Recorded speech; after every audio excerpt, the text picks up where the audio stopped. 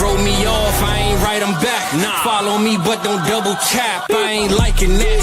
You subscribe, I monetize. Now who's striking that?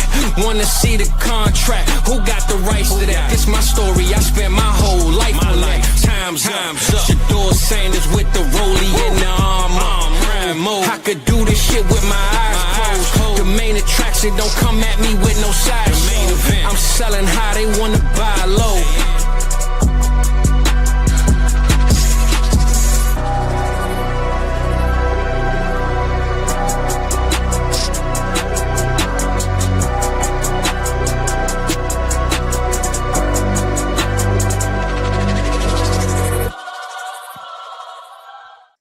What's good? What's popping? How y'all feeling, man? It's Tuesday morning, and hey, everybody's here. Me and my boy is here, and we glad y'all here. So hold on, I gotta remake that beat build up. There we go. We gotta let the beat build, baby. You know, it's Tuesday morning. We in the building, man. Happy post Father's Day for those that are fathers, man. You know, we gotta celebrate our day. We gotta get our flowers. We spend all our lives giving these women actual flowers, right?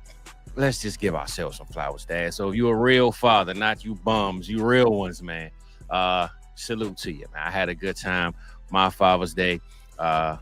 Everything was good, man. But shout out to me, shout out to y'all, and shout out my boy, Mr. Rock, is in the building. Rock, how you feeling, Playboy?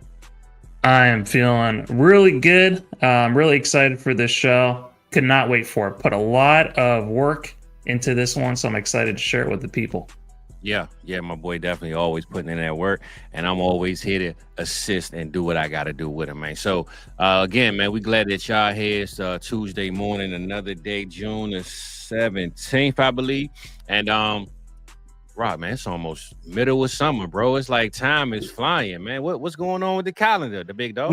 We should start giving the weather report and everything, make it feel more like the news. It's June the 17th. It looks like Mordor outside. It's overcast and cloudy, but hey, we got the vibes. We got the sun. I'm wearing this shirt right now. I'm feeling really good for today. So. That's wild, man, because actually the sun is out, man, but it's been raining and storming all week this week out here. So I don't know what's going on with the weather. So hopefully, you know, you got your fresh and flowery shirt on, man. You bring some flower joy to us, man, and help us out, because it's been nothing but clouds. Can't wash no cars, can't walk my dog. I mean, it's going crazy out there, man. But the sun is out today for now, and we're going to see if we can bring the sun on these people, man, and shine some light on some of these players, you know? So outside of, you know, what Father's Day, well, I say this, man, shout out to all the parents that now have their kids out of school. Mine just graduated kindergarten and 5th grade, going to middle school. So it's going to be a lot of, hey, be quiet. Shh.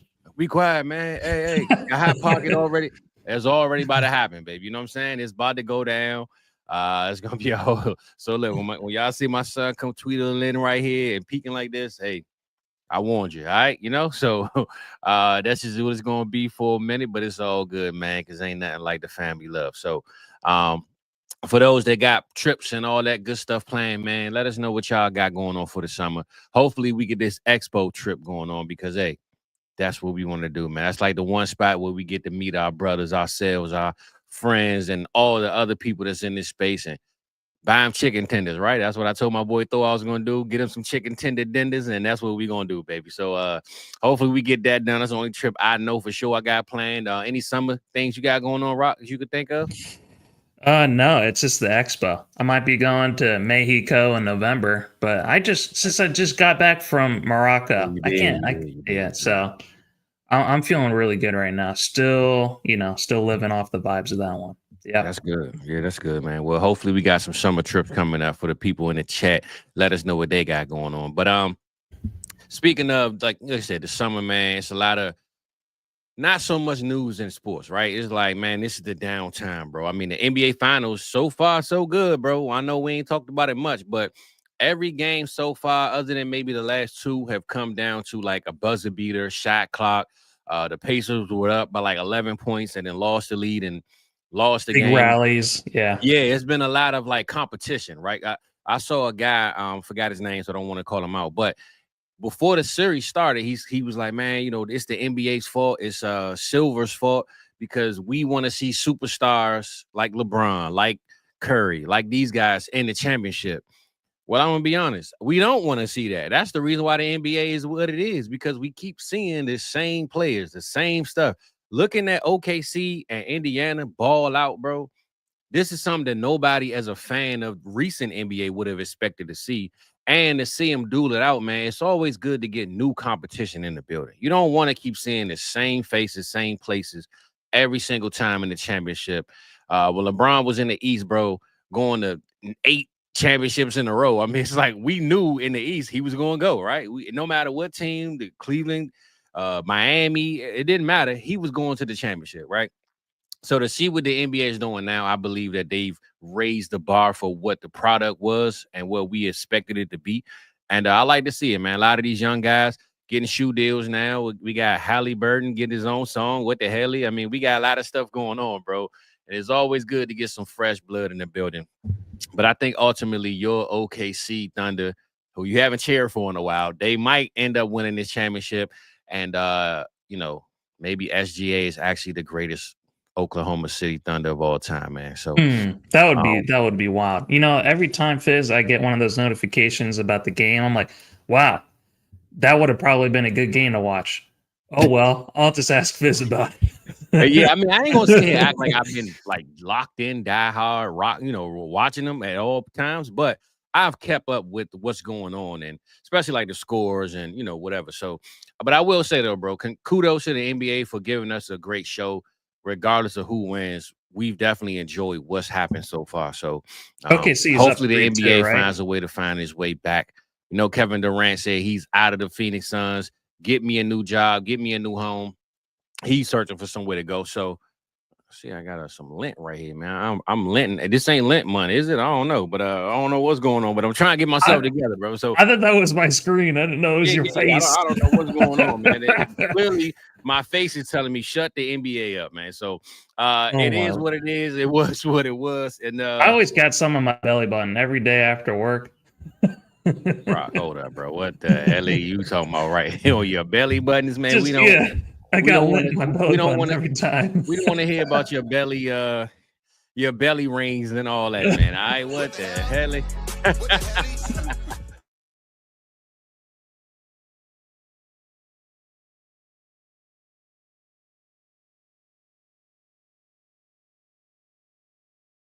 It's me. I think it's me, bro. Did I go out? Oh, yeah. Oh, my God. What just happened, bro? What the hell? This is going to be the best part of the show. Just talking about lint in our faces and belly buttons. And then the internet's like, man, shut these people up. Well, man, like I told you, man, when the kids is home, bro, it's 8 iPads on, 12 TVs. It always go down, baby. So we going to get it together, though. We good to go. Good morning to everybody. Thankfully, y'all still here. We still connected, so we good to go. Let's holler at the people, man, see what's good. My boy, 6 Rings. Dang, Rock, I went out, man. Oh, my goodness. You see that? Yeah, so don't bring up the comments. It's doing what it did earlier. Just shout them out. Okay. Just shout them out. Yeah. All right, cool. And I'm gone. I can't even see myself. That's fine. Bro, this is, I don't know what be going on. It's like every time it rains in this storm, this always happens. I have no clue what's going on. But it is what it is. We glad y'all here, man. We ain't even get started yet and it's acting crazy. So my boy 6 Rings, say good morning, man. We appreciate you. Pops in the building. Connor, Voorhees, my boy Big E in the building. Yeah, he said Comcast internet is suspect. Yes, brother. It's Xfinity. Comcast got bought out, but you guys are still. Listen, Xfinity is not expeditiously. Okay, I don't know what the hell is going on, man, but hopefully we can get through this, bro. We just got started, man. But anyway, today we here because we want to talk about the AFC, man. We want to talk about those top guys, those killers. The dudes that you line up, that you put in your lineup, and every week top 10 performance, no matter what, right? So, but we also gonna show the lower tier some love too. We kind of just gonna go overall which side is the best, right? Me and Rock for the next 2 weeks, or maybe even 3. We're gonna go over the NFC, the AFC, and then in the third week, kind of go over both and see which one matches up the best against each. So, have a little Pro Bowl draft. There we go. There we go. Yeah, we'll let y'all participate, man, if you want to. But I will say this: you won't take my players from me if I don't agree with it. I'll just let you know that now. All right. So the AFC, though, we will say, to me, I'm an NFC guy, always been, always will be. But I will say this, Rock. When I think about the AFC and I think about positions, if we talking fantasy, dynasty, I gotta say, man, I think the AFC right now with these quarterbacks, bro. I think the quarterback room is crazy in the AFC. When you look at the rankings, bro, it's to me, it's real heavy on the AFC side at the top. You know, you got Josh Allen, you got Bo Nix, you got Justin Herbert, you got CJ Stroud, Joe Burrow. I mean, all these guys are in like the top, 2 rounds of every draft, top 3 rounds, right? But so I'm trying not to bring in NFC stuff, but I will just say my favorite position, the receiver room, I believe the NFC might be at the top, man. I don't know. We're going to make sure. I went through my notes. We're going to go through it. We're going to go through it. We'll see. I'm trying not to get a show away too early. All I'm going to do is say this. I looked up some AFC stuff, and I like what I see, but I'm going to just say I'm a hold on the NFC being the most dominant, man. So next week, we're going to break down the NFC, but this week, let's show the AFC some love, brother. Yeah, the AFC, that's the meat and potatoes type of thing. It's not as sexy as the NFC, but it's still going to get the job done, man. Yeah, still got Lamar Jackson, still got Patrick Mahomes. Yes, sir. They still run the NFL. So, but yeah, by the end of this exercise, we're going to have a good idea of which franchises have the best players, the easiest and toughest divisions, and the best coaches. That's going to be one of the things I'm most excited about is to get a ranking system of these coaches. And the whole point of this exercise is when you guys are on the clock in your fantasy drafts, this is going to be a tiebreaker because I think there is a strong correlation. Another thing we're going to go through is Vegas wins and losses predictions for the 2025 season. And I think that there is a strong correlation or a decently good correlation between the teams with the most wins and also the best fantasy players, Fizz. So when you think of, the teams, when you're on the clock and you're drafted, do you care much about which player is on the best team, or are you just drafting who your favorite player is or who you think going to be the best player is in the upcoming season? And that's actually a great question, bro, because when it's this close, because a lot of times we like who we like, right? I always preach, it's this close, get your guy. But I will say, if it's this close and you don't have a guy that you just have to have, then you look at situation and you look at the opportunity in the offense, but you look at the offense as a whole. And me knowing that this team right here puts up 30, 40 points a week, the quarterback is right, the coach is right, I might lean on that more so than the player who I know can just do it on his own. You know what I'm saying? So, perfect example of that before we move on is last week with Thor, you had brought up Quinshon Judkins, I believe. Was it Quinshon Judkins? And you talked about the Browns and how highly we think Quinshon can be, but the Browns offense being so bad, do we move him back not because of him, but just because of the circumstances and surroundings of the situation, right? So that's why I look at when it comes to players being so close that do I go with the high scoring offense or do I just go with this one player who I know that I think is dominant and can still, give me what I need? Well, just to give you guys a little bit of food for thought, I went and looked at the top 12 performers at each position from 2024 all the way back to 2021. I didn't want to go before that because that's when we moved to an 18-week schedule. So I wanted all the data to be very, very similar. And these are the averages that I got for the amount of wins and losses, Fizz, and it's pretty interesting.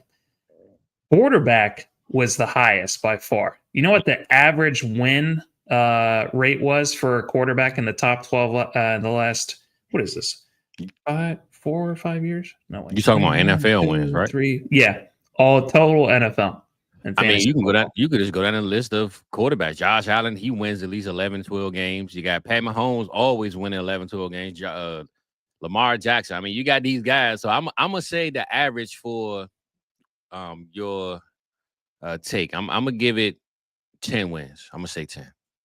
Damn, Fizz. Yeah, it's 10.82. There we go. I mean, 10.82 and then 6.14 losses. Yeah. So we do have in each of these categories, I'm going to go through a number of outliers. I mean, they're going to have games with or seasons with guys like Kyler Murray, who, despite him being on a bad team, has that rushing upside. So the average number of outliers over the last 4 years that I looked at this data was 4. So 8 out of 12 are going to be on teams that are an average, 10 wins. All right, RB. What about RB? So 9.67 wins for an RB. That's the second lowest in this sample. Wide receiver was really high, 9.86, right behind the quarterbacks. But it makes kind of sense. They kind of feed. Yeah, they the ones giving them the ball. So exactly, they operate off of the production of the quarterback, and then tight end was the lowest, 9.28. So yeah, those are just some of the numbers just to keep in mind.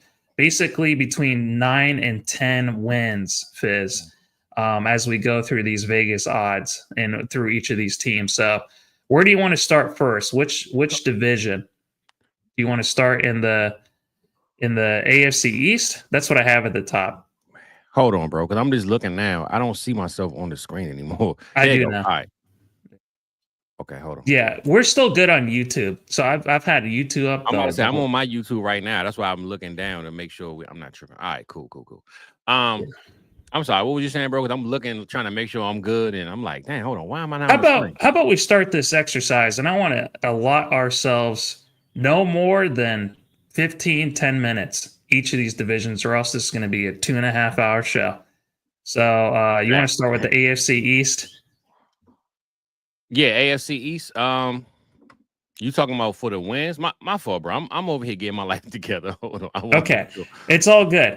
So the Bills, as you would expect, are projected the most wins by Vegas. Oh yeah, 100%. Can you rank the next 3 teams in the AFC East? What order do you think Vegas is going to have them finish in? Who's got the next most wins? That's tough. Because I think I said myself that I think the Patriots could make the playoffs, but I don't think Vegas is going to have them where I have them. So I'm gonna say, the Jets. No, I think they got them in the top 5. I'm gonna say the Dolphins, the Jets, and the Patriots in that order. Okay, you were wrong. It's Dolphins at 8.5 wins. Okay. It's Patriots at 8 wins. Okay. Isn't that crazy? Well, you know what? I thought maybe Vegas was sleeping, because I think the Patriots can make the playoffs, bro. Keep it 100 with you. Yeah, the Patriots are at 8 wins, and the only reason I have them at 8 wins is because on one site they're at 7.5, another site they're at 8.5 wins. Okay. The Jets are at the bottom of the league at 5.5 wins. They do not believe in the Aaron Glenn, Justin Fields experiment, man. It's always haters, bro. I believe. I forgot all about that, man. You're right. Okay, now let's in the way that I have the coaching ranking system, it's just going to be very simple. Who do you have in the top 10? Who do you have in the middle 12 average, and who do you have in the bottom 10? So by the end of the next 2 weeks, we're going to have a good ranking system of these coaches. Where do you put Sean McDermott, the coach of the Bills, in the NFL? Top, middle, or bottom? When we talking coaches, yeah, it's crazy because Josh Allen, people look at him as the coach, right? He is the weapon in this offense. He's like Ron James. McDermott doesn't get the love that but he's a defensive guy too. So it's kind of like, when your best asset is offensive, you're a defensive guy. Nobody respects you anyway. It's the perfect combination, right? It is. Yeah. It is. So, man, coaching wise, I'm gonna put him in the middle, top middle though, top middle. All right, we're gonna put him in the top middle. Okay, what about your dude Aaron Glenn? You've been showing him a lot of love. There's no respect on him right now, man. He just became a head coach. Just left the Detroit Lions, who defense fell apart, even though it was injuries. So I'm putting him at the bottom. Put him close to the bottom. Okay, your dude Vrabel. Vrabel, I mean, they know his history, know his track record, so I'm going to put him top middle because, again, he's a defensive guy. Nobody loves defense. And unless you get championships, then they love you. So until he gets a championship, I'm going to put him in the top middle. Okay, and then the last one is Mike McDaniel. Man, listen. With the shades. Listen, bro. If it's 420 and you got some J's rolled up, then yeah, he might be at the top. But this guy looks like he's a stoner. He just smokes all day and lays low and thinks a great play. He's starting to come back down to earth. Is that what you're saying? He's trying yeah. I think the hype on him is definitely fell off. I'm gonna put him at the bottom because people just kind of look at him as a meme, a clip, a TikTok reel. He's not really that great of a coach from what people see right now. So people seem like they figured it out, huh? Yeah, he definitely at the bottom, bro. All right. Okay, so we have a good basis of where this landscape is in the AFC East now. We have the wins and losses. Let's go through the players. So with the Bills, we have Josh Allen as QB1. That's the 101 ADP, same thing on KTC. Yeah. James Cook, RB14, he's going in the 5th round, the 505. He's the RB17 though on KTC. So it seems like the people who are drafting right now are a little bit sharper than maybe the people that are voting on KTC. You're going to see with almost all these KTC rankings, it's a little bit lagging behind. So Kincaid is the tight end 8. Shakir is the wide receiver 46. He's going in the 10th, and Coleman is going in the 12th round as the wide receiver 51. So I have all these players underlined because each of these players, with the Bills getting 11.5 wins, are projected to cross that threshold, with all those average wins and losses for all the top 12. But are you willing to take all these players, or is there one in particular that you really like or don't like? From the Buffalo Bills? That's right. I'm not gonna lie, bro. In this offense, I'm taking everybody. Even the little guy, the Elijah Moore. If I can get him at some price that makes a lot of sense, let me have him. I need all parts of this offense, no matter what. Somebody can figure something out. Might be that one game, right? Put playoff push. It's week 14, and you trying to make the playoffs. Curtis Samuel comes out of nowhere and has an 80-yard touchdown with 2 catches. You know what I'm saying? So all parts of the Buffalo Bills, the offense, I need a part of, bro. Yeah, I think, we've had Pat Fitzmaurice on, and he brought up the fact that, Cook was cooking last year. I mean, he was tied with Derrick Henry for touchdowns last year, which is absolutely crazy. But even though we still expect him to regress a little bit, I mean, he's still on a team that has projected for 11.5 wins. It should be right there with the Baltimore Ravens and the Kansas City Chiefs. So I'm like you. I'm willing to draft all these players except Coleman. I still think that they're misusing him. And even Elijah Moore. Elijah Moore, he played for the Jets and the Browns, man. And he's finally getting to play for an actually good team. So I am a little bit excited about him. And he's only like 25 years old. He's not even old. Like, he's a young guy. He's not. He is. So why don't we keep it moving? The Dolphins. So the Dolphins are projected at only 8.5 wins. Mm-hmm. Who are the players, and that's below the threshold for all these different positions. But despite that, who are the players that you are willing to draft here? And I'll tell you where they're going. I feel like the most slept on is Tyreek Hill, because we talk about this every draft, how Tyreek Hill, I think his personality has soured people more than his play. I know towards the end of the year, he didn't have the great end of the season, but he didn't have Tua either, right? He didn't have Tua for most of the season, yeah. Exactly. But people, they can care less about that when they see you acting crazy online. You got 12 baby mothers. You want to be a porn star. I mean, you're all over the place, right? Outside. I didn't know about that. Jesus. Oh, yeah. Bro. He said when he retired, that's what he wanted. He wants to be a porn star. So I'm just saying that to say the guy has talked about everything but football. So a lot of fans and people that watch the media, they will put your ranking according to how they feel about you personally. So I think the first game Tyreek Hill break out with 120 yards on 2 catches and 3 touchdowns or some crazy stuff, they're going to be right back as, Tyreek top 12. So buy in right now while you can, bro.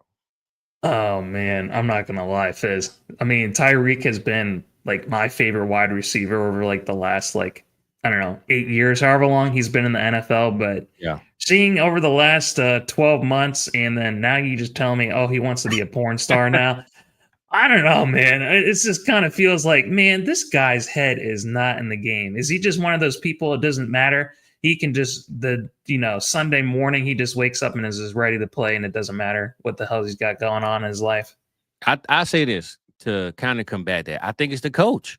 If he had some structure in that, organization, somebody that he feel that is a leader, he wouldn't act the way he's acting. I think the coach being so laid back, lackadaisical, the whole organization just seems like Miami. It seems like somewhere you go to vacation. It don't seem like somewhere you go to win championships. You know what I'm saying? So makes sense. They play in Miami. Exactly. So the whole aura of the team to me is we on vacation. It's Miami, baby. We ain't come here to do no work. So I think Tyreek Hill, as long as he fast, bro, you can give him the ball anywhere on the field. He can break a touchdown. So I'm going to always trust the speed over all that other stuff they got going on.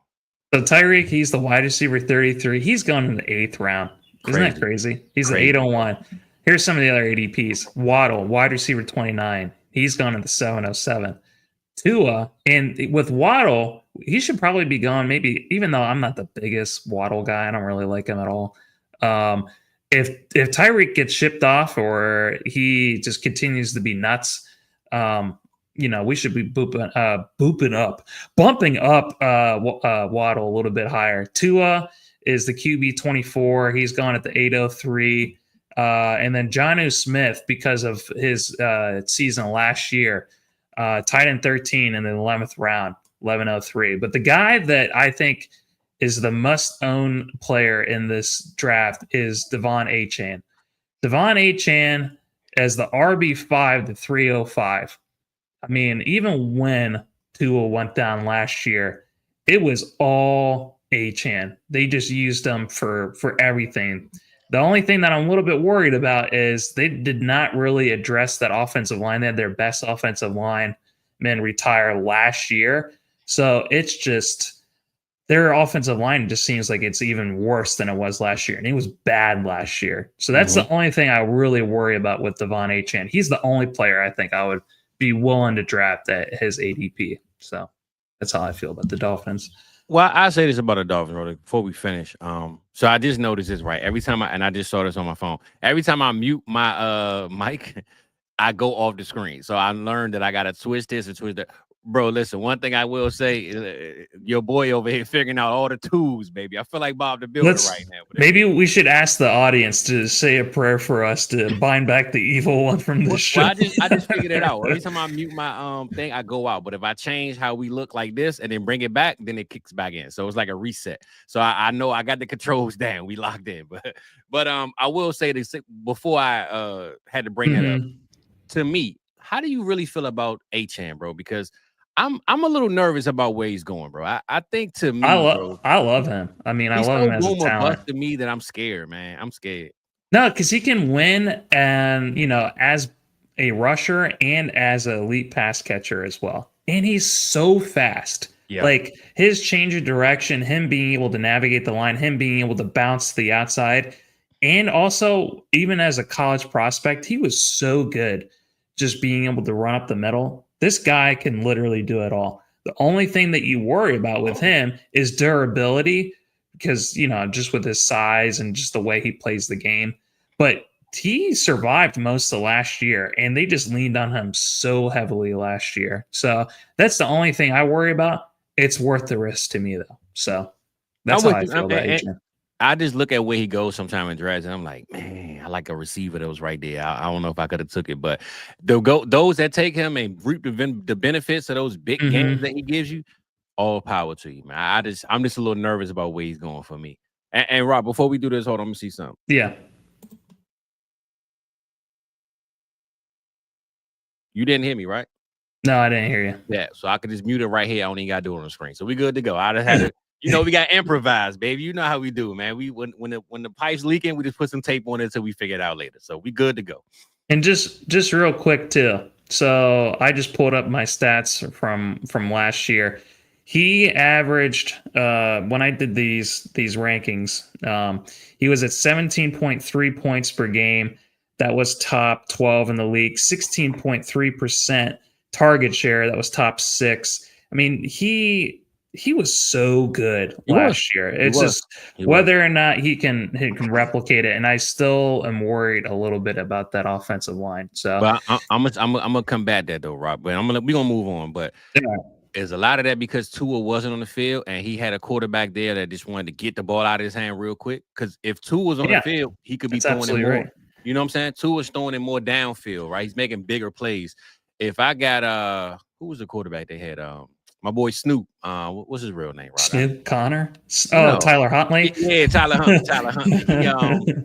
He was there, and he probably was just looking like, "Look, man, get the ball out of here." You know what I'm saying? Like the offensive line is so bad. Well, the other thing I heard from that too is that when Mike McDaniel came on the scene, I mean, he had two of the best wide receivers at being able to get the ball deep.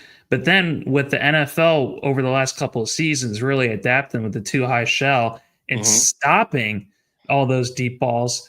I mean, Mike McDaniel was not really able to combat that. He couldn't figure it out. And that's why Jonnu and HN ate last year. I think that hurt Pat Mahomes too. I think they figured out that over the top and putting the safeties right there, and he's going to get back, dog. We get to Pat soon, but I think a lot of that, what you just said with the defenses putting that stack and that safety over the top, it messed up a lot of offensive guys. So, but who we got next in the AFC East, bro? So we can get on to the next Jets. So we got Garrett Wilson. He's the wide receiver 13. He's going at the 309 right now. Breece Hall has fallen all the way to the 402. He's the RB8. Bro. Crazy. Justin Fields is the QB 23 at the 709. And Mason Taylor is the tight end 18. He's going at the 1208. So are any of these players, I already know what you're going to say there. Justin Fields. It's Justin Fields, right? Think about it. You said quarterback 22, right? So just imagine 23. Yeah. If he goes to 23, that's Jordan number. So let me know right there he's already a dope, you know. But him going at 23 and knowing that all he needs is 4 runs out of that backfield to get you a top 10 scoring of the week at quarterback. They ain't even including the touchdown passes, right? Garrett Wilson being on one side. I'm even hearing Tim Patrick is out there looking like a capable receiver in this offense. So, no, my fault. Is it Tim Patrick? I'm tripping now. I think it is Tim Patrick. But I was thinking about the damn receivers over there, right? He trending right now on sleeper. But anyway, just thinking about what my boy Fields puts together with just his legs alone. Forget the arm. Oh yeah. What he puts together with his legs alone should put him in the top 15. And when you add the arm, you add the Garrett Wilson, you add Breece Hall catching a pass and running it. You got surrounding pieces, bro, and a defense that's going to make sure the score doesn't get too crazy that they have to be going out and doing too much with the offense. I believe playing safe with Justin Fields might be the formula, how they start off, and having him run the ball and using his legs will never hurt nobody but the other side. So 23, man, buy that at all times when you get that right, bro.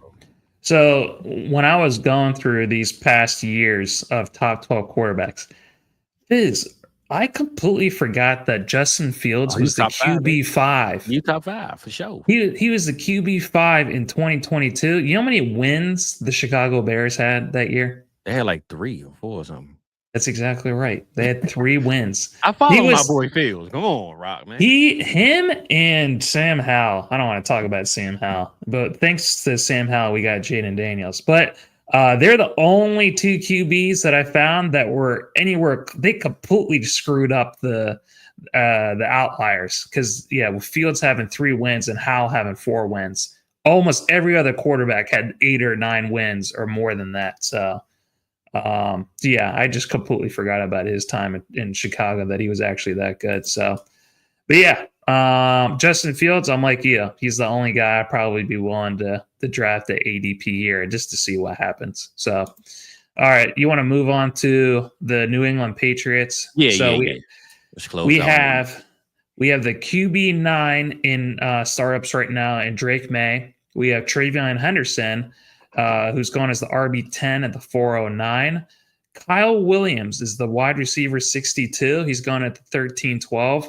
And then Stephon Diggs is the wide receiver 56. He's going ahead of Kyle Williams at the 12-11.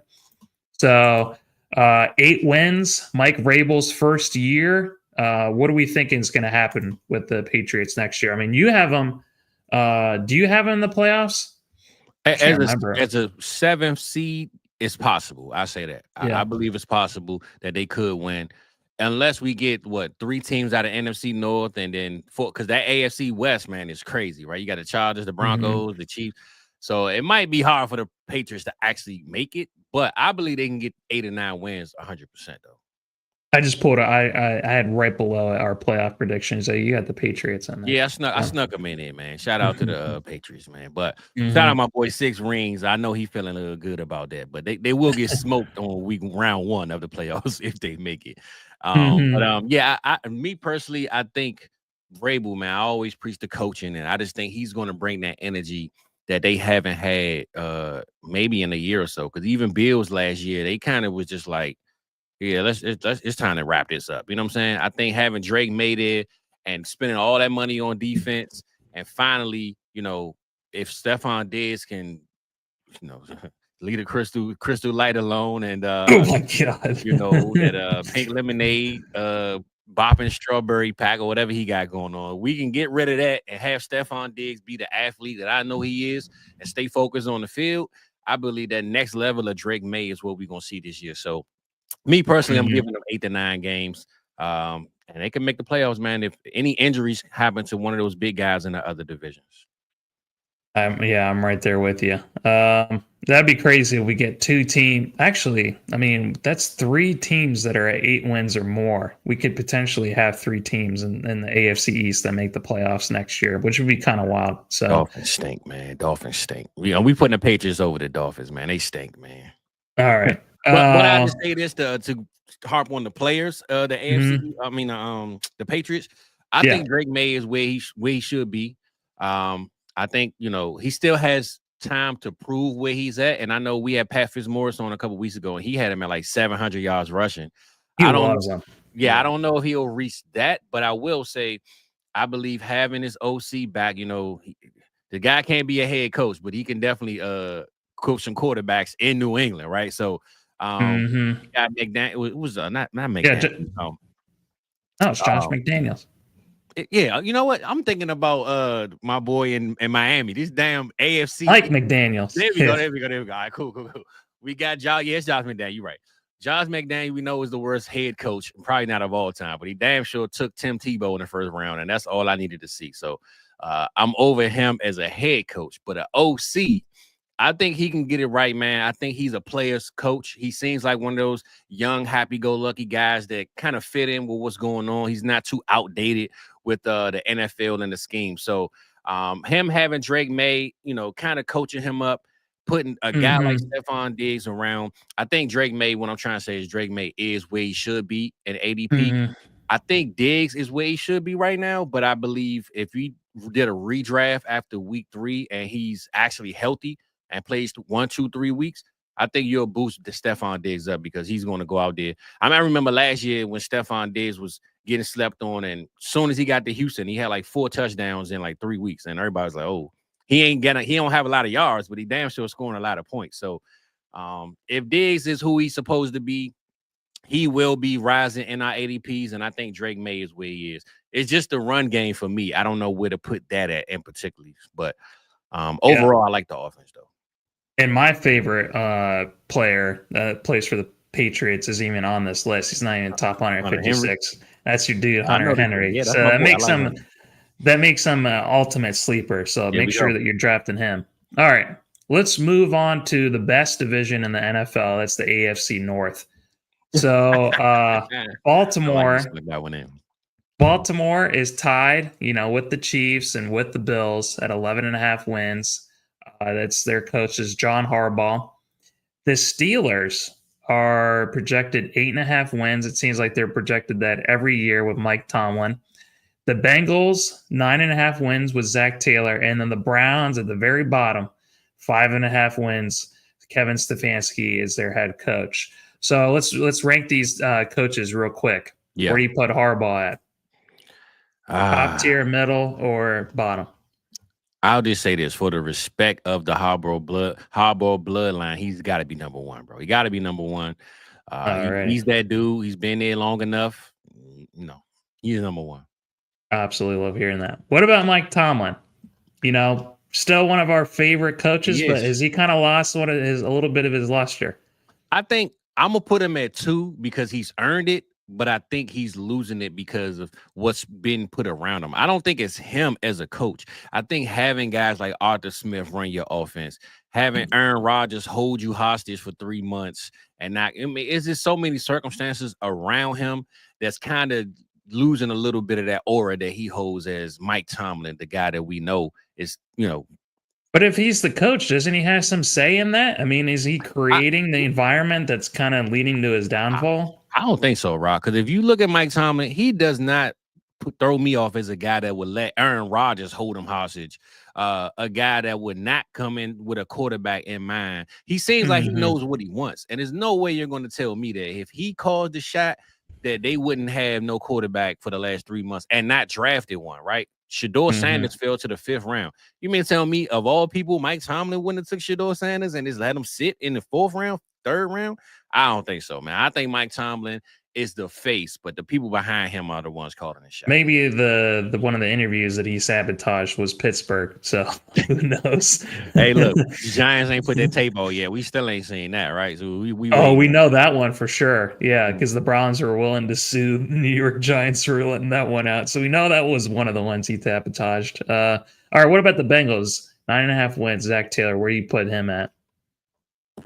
Zach Taylor's a bum, man. No, shout out to him, but I think Joe Burrow. If Joe Burrow, we putting him as a coach, we can put him up there. But Zach Taylor, man, get him out of here. Hire me, man. Who ain't you in Cleveland? Are you in Ohio, man? Go ahead, hook my boy Rock up, man. I'm only an hour and a half away from. There we go. Let's get you out there, man. Let's get you in Cincinnati, brother. That would be awesome. What about Kevin Stefanski? He won 2 Coach of the Year awards.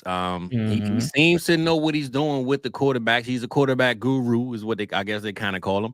The offensive line just never seems to stick together and hold up. But if he could bring Joe Flacco out of retirement from grocery store shopping, and next thing you know, he wins 6th Man of the Year or greatest comeback player of the year, whatever you call it. I think we're gonna go ahead and roll with him as number 3, and we're gonna put Zach Taylor as 4, man. Okay.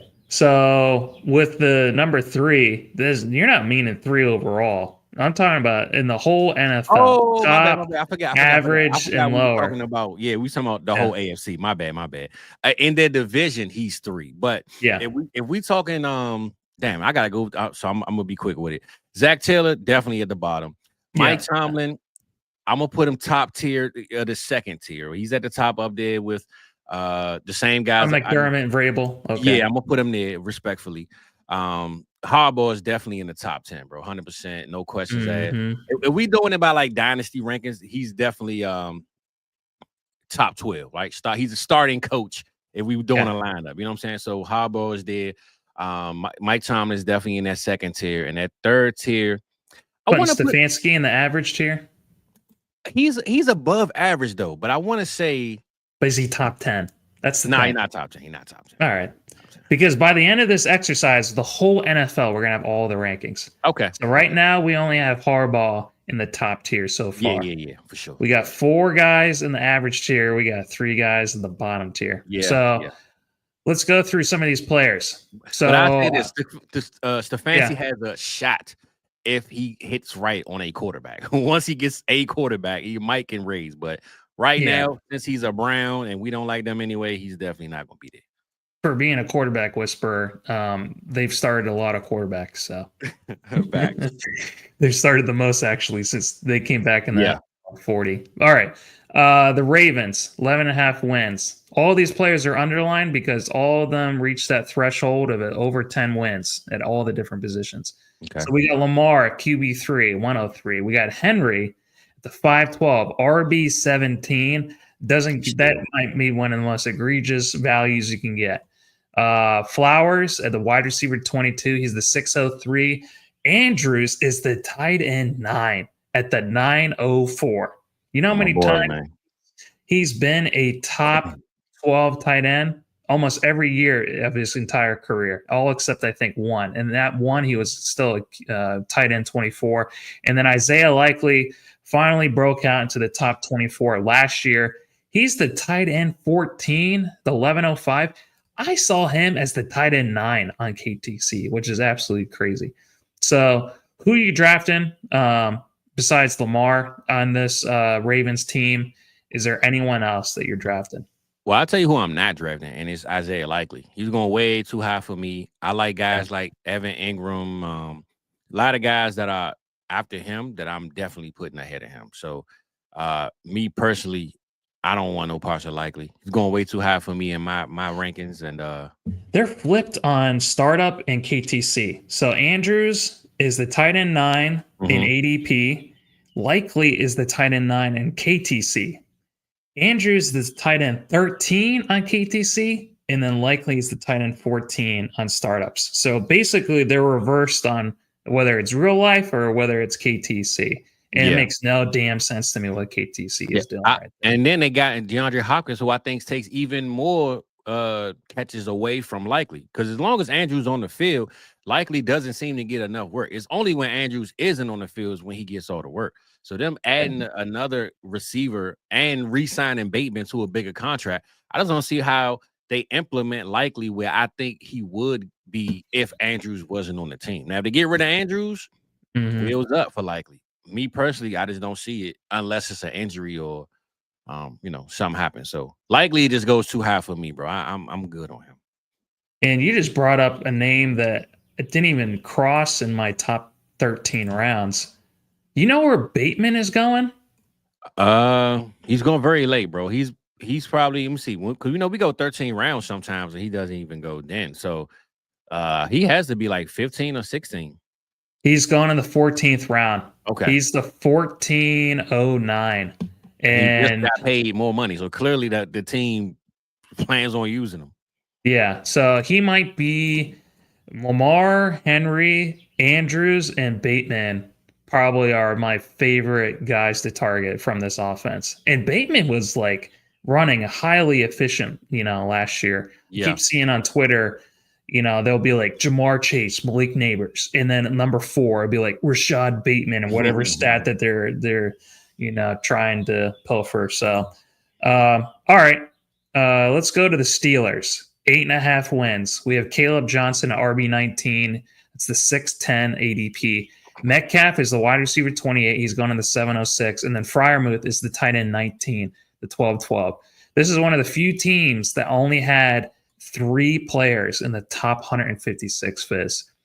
Are you drafting any of these 3 players? I was going to say maybe some of that is because Aaron Rodgers wasn't signed, so I guess they haven't caught up yet. But I will say the one player who I haven't drafted that I think I might at some point now, if we start drafting more, is Pat Freiermuth. I think Aaron Rodgers being there and him being tight end 19, he's definitely going to move up if Aaron Rodgers is in the building and healthy. So I'm going to put a little bit of respect on Pat, knowing that Aaron Rodgers likes the tight end position.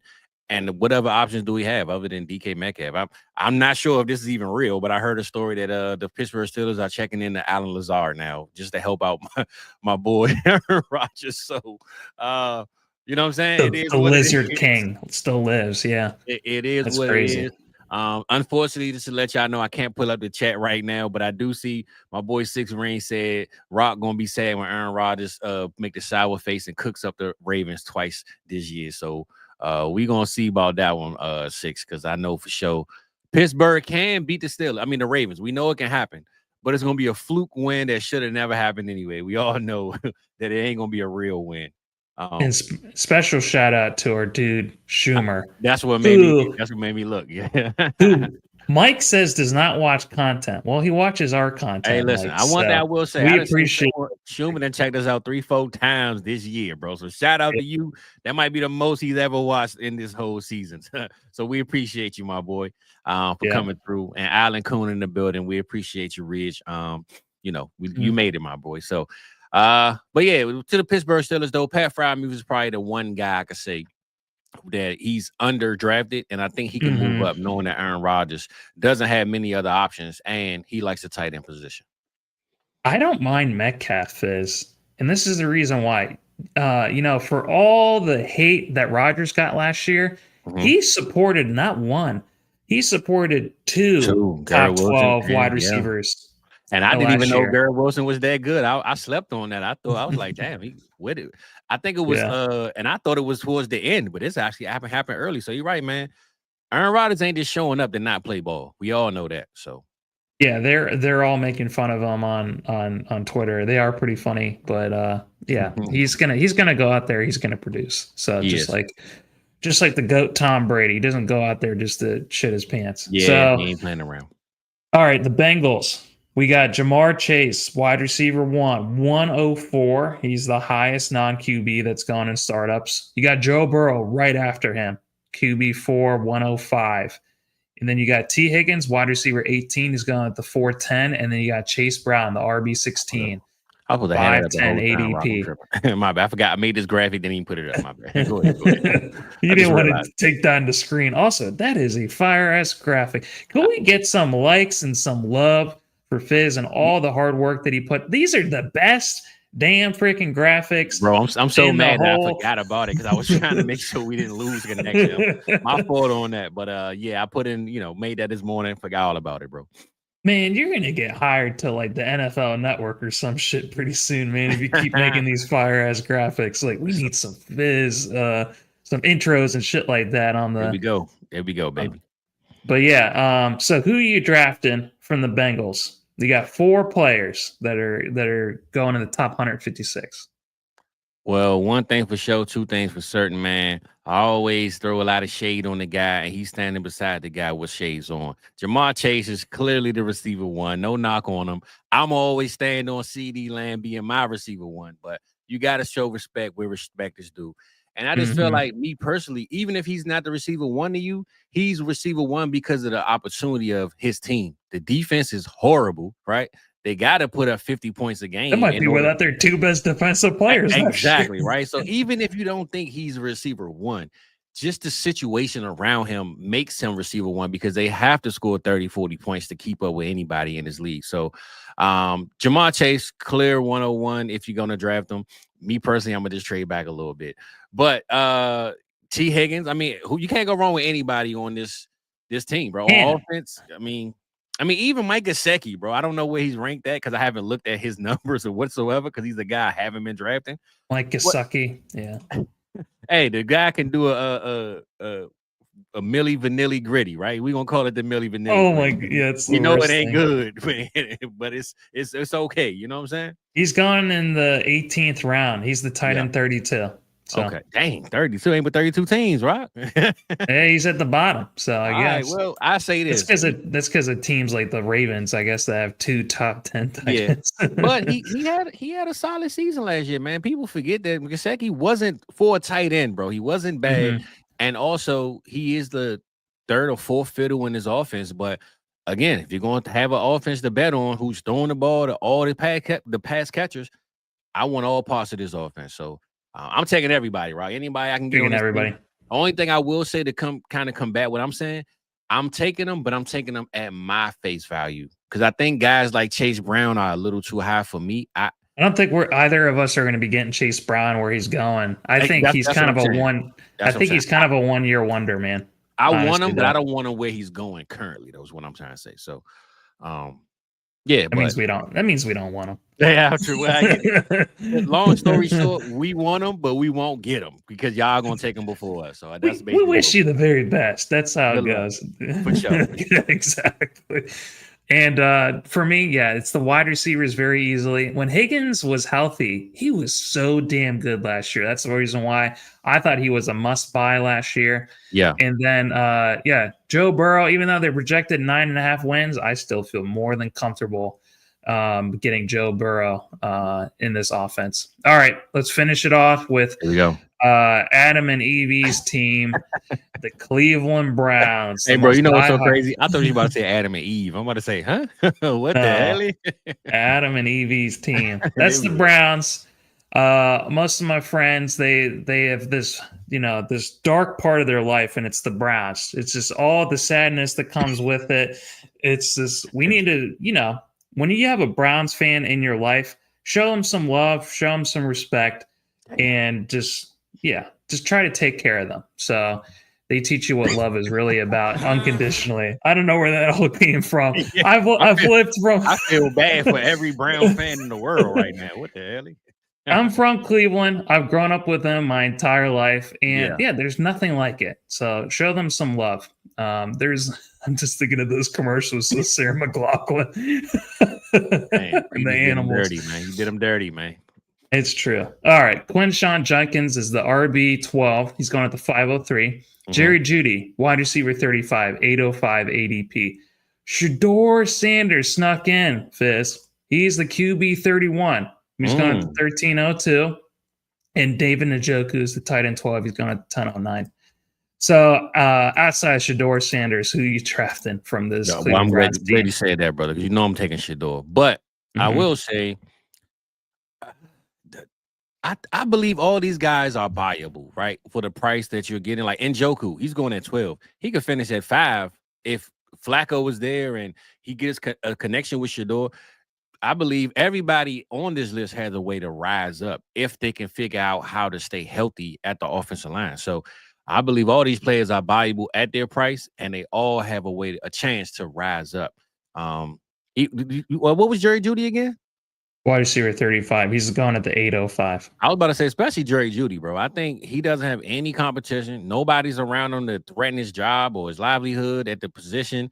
I think right now I haven't been taking much Jerry Jeudy out of respect of not wanting the Browns, but I believe Cleveland's a dangerous place, man. For sure. And I'm not trying to compare the situation, so please don't knock me for this, Rob. But a lot of people slept on Cortland Sutton last year and didn't put respect on his name until the offense got running and rolling. And I'm not saying they got a Sean Payton or a Bo Nix over there, but Jerry Jeudy having his own lane and his own offense, hey, man, especially in best ball where you don't got to put him in your lineup, you could just let it roll. I believe Jerry Jeudy is going to have some breakout weeks. And, hey, maybe they get Jameis Winston back and he can let them get 280 yards and break the record like he did against the who was that? The Broncos when he played them that week last year. So the one person two people, Njoku and Jerry Jeudy for sure can rise easily in this offense.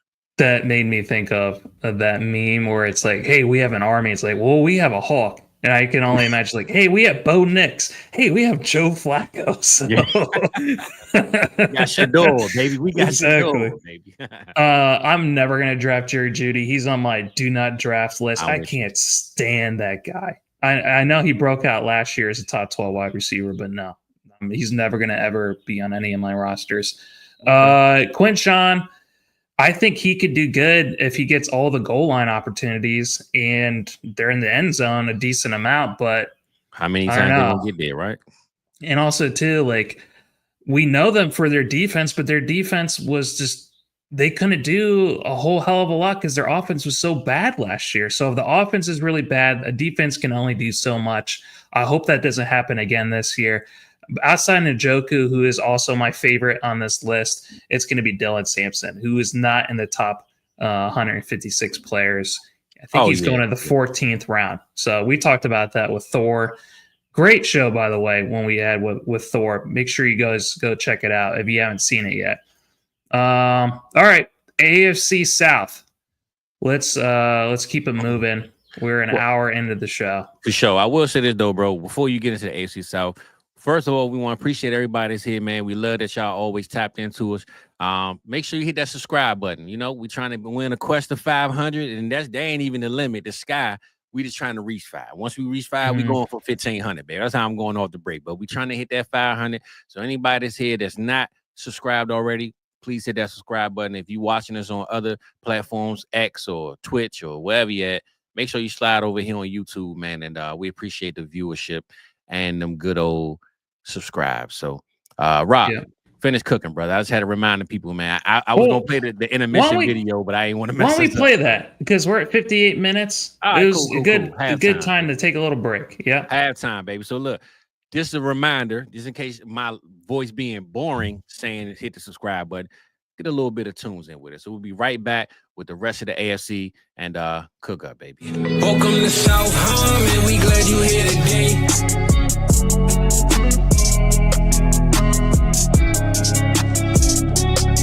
Like and subscribe, that's what we really appreciate.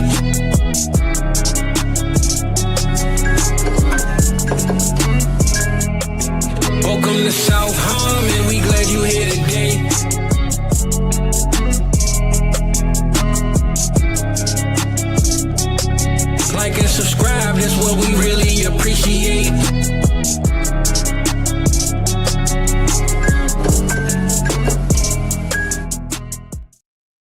And just like that, we back. Like and subscribe. That's what we appreciate. And Rock, I just thought about while we was gone. I have my second monitor over here. So my mouse is connected to both. So me having my second monitor on, because I got my Ethernet cord, but I have to use the Wi-Fi to use the second monitor. So that's what's throwing me off. I can't use both. I'm trying to get my life together, bro. So hopefully by the night show, I figured this all out, but we're going to be good to go. I'm looking now on YouTube. I think I'm off the screen. Hold on. Give me 1 second. You know what they say about a system that has many moving parts and is more complex? The more shit can go wrong. That's it. That's it. Here we go. But we're back. I'm glad that we did the little intermission. Sometimes we need to give the audience a little break, a little mental reset. Can't just go straight for 2 hours, man. Wears them out.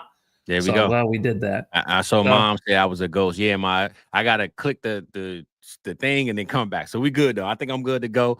I'm watching myself on my bottom screen. But long story short, we appreciate y'all. Hit that subscribe button. We're gonna finish out the resident AFC and we're gonna get it popping. Let's go, Rock. All right. So we're on the AFC South right now. Texans are at 9.5 wins. Fizz, where do you put DeMeco Ryans as far as coaches go?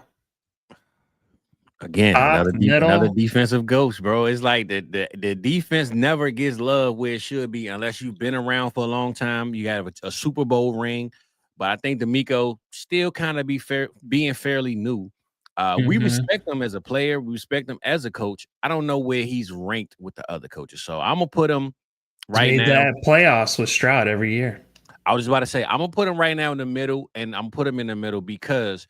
Yeah. Even as a head coach, we don't look at him as this guru, but he damn sure inspired that trash team that drafted C.J. Stroud at pick 102 or 103, and now they've made the playoffs every year. So you got to put some respect on his name for that aspect, as he stepped in the door and created a whole different team. Sometimes the best picks are the ones you don't make, and thank God the Panthers made their pick. So it would have been totally different. For sure. Shout out to Jake. Where do we put Shane Steichen? The Colts are at 7.5 wins. Where do we put Shane at? Zach Taylor, Shane, y'all still in the same boat, man. Y'all go hang out at the bar or something. Oh my God. I don't know, man. I feel like, to me, I thought Shane was gonna come there and really, like, we saw what he did in Philadelphia. Yeah, made that offense great, and then he comes to Indianapolis, and it's just like one thing after another with this offense, and it's just, I don't know what to say about it, right? I don't know. And he was there. He drafted A-Rich. They put all their eggs in the A-Rich basket, man, and that all those eggs are fucking broken now. They are. So I got to put him at the bottom, bro. I don't know if he was fired today, if he'll have a head coaching job knocking on his door right away or anything. So I got to put him at the bottom.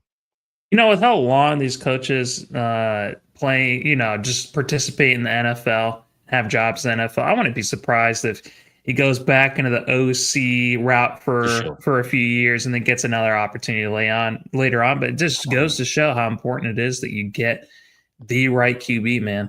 All right. How about Mr. Duval? William Cohen. Hey, listen, 7.5 wins. One thing I will say, I clown this dude a lot. He is a joke. But I respect what he did in Tampa, man. I like what he did. I think Baker is a big part of it. He did them dirty, man. That's what he did after leaving. Yeah. I mean, what he did when he was actually coaching. But I'm saying, I think them betting on Travis Hunter, them having BTJ already there, them having their quarterback already locked into a contract, the defense not being the best. I mean, he seems like a goofy dude who, probably isn't as hard-nosed as most coaches, but, I think him being – what's up with these Florida dudes? I'm thinking about the Rock. Miami and Jacksonville, both of these coaches look like they just, like, go home and just drink beers and just be chilling all day. Like, I don't know what's going on. The only tough thing is if you're not winning, you look like a clown. That's the only thing. That's fact. And now I still don't expect him to win much, but I do think he has the right scheme of bringing these guys and getting the best out of them. Because what we just saw, if you're not going to bet on anything else, look at the receiver room with Godwin and McMillan and Evans over in Tampa. he doesn't have that in particularly here, but I believe if we ever wanted to see Travis Hunter be a receiver, this guy, what he just did in that offense in Tampa, I believe he could bring the best out of his receiver room. And one of the guys on the screen, the graphic, BTJ, is going to be right beside him. So I don't know about, you said 7.5 wins? Yeah, they're tied with the Colts, 7.5 wins. Yeah, maybe 7. I can give him 7, but I don't know where I'll put him with the listing. I gotta put average or lower. You said, I'm gonna put him at lower for now, but I believe he's going to get up to average, within the year. Right. Okay. Hold on, before we go though, you know, I gotta hook him up though, Rob. Duval. Hey, you know what? Let's get him in the average, man. He gets an average for that, man. He gets. Oh my god! All right, I'll put him at the bottom of the average. There we go. Tier. Thank you, sir. All right. And their GM, man, he looks like one of the kids from Succession, man. That guy looks like he's only 25 years old, but he's already making big ass moves, trading all those firsts for Travis Hunter. So definitely made it a lot more interesting to watch with what they got going on in Jacksonville. All right. And then to finish out this tier or this division, it's Brian Callahan. He is tied with the Jets and the Browns of 5.5 wins. Where are you putting him at? Remember when we went through, man, we've gone through a lot of good series. When we went through the voting, the NFLPA voting, Brian Callahan had one of the highest votes for a coach. Yeah. Kind of surprising. So I guess the players love him there. Where do you love him as much though? Where do you put him? Rock, man, you got to show me something, man. So I'm gonna put him at the bottom of the middle tier. You got to show me something, man. We got to get some wins on the board. So you're still putting him in the average tier, okay? So you don't think he's booty cheeks? All right. Well, I'm putting him at the very bottom of it though. Very bottom. All right. A lot of potential. A lot of potential. But I still think it's gonna be a bad season this year. I just think, we'll see what happens with the offense. Man, how many wins did they have last year? I mean, they only had I know they picked first overall. So it couldn't have been, yeah. So, man, I think with Cam Ward, he's gonna get at least twice as many freaking wins as freaking Will Levis, man. I mean, that was the experience that they had last year. Rob. I don't know, man. The AFC tough, man. I just say this, but this is what I don't want. This is why I'm saying what I said. I don't want to judge them off the wins. I just want to see some type of success with the rookie quarterback. Because not success doesn't always equal in the wins. There's a lot of teams, Rod, that win terrible games and they aren't a good team, but they keep winning. The Pittsburgh Steelers are a perfect example of this, right? They win 8 or 9 games a year and they are trash. But I think if the Titans, to me, they don't have to win 6-7 games for me to say if this was a successful year. I just want to see them look competent and compatible to other teams in the division and the conference, and that'll give me a boost for them. So, yeah, I completely agree with that. All right, let's go through some of these ADPs. So with the Texans, you have Nico Collins. He's the wide receiver 8. He's going at the 210. You have Stroud going a couple of picks later at the 301. He's the QB 10. Joe Mixon is the RB22. He's gone at the 710. Higgins, their new rookie, and Noel, their other rookie that they drafted, wide receiver 39 and wide receiver 57, respectively. Higgins is gone at the end of the 8th. Noel is gone at the beginning of the 13th round. So with them projected 9.5 wins, the wide receivers crossed that threshold. So are there any other positions? Who are the guys that you really wanted to draft from the Texans? Well, as far as the Texans go, bro, I've been sleeping on them in my drafts. I know Nico Collins is that dude. I just prefer to take Drake London over him. It's no knock on Nico. I just have a preference of a guy that I want. But if you take London from me and Nico's there, I'm going to take him. So Nico's 100% a guy I want on my team. I believe Higgins with now I keep hearing this Christian Kirk thing. He's the slot receiver. Is he 100% healthy? I haven't heard much about him, but I'm not worried about Christian Kirk. He had one top 12 season.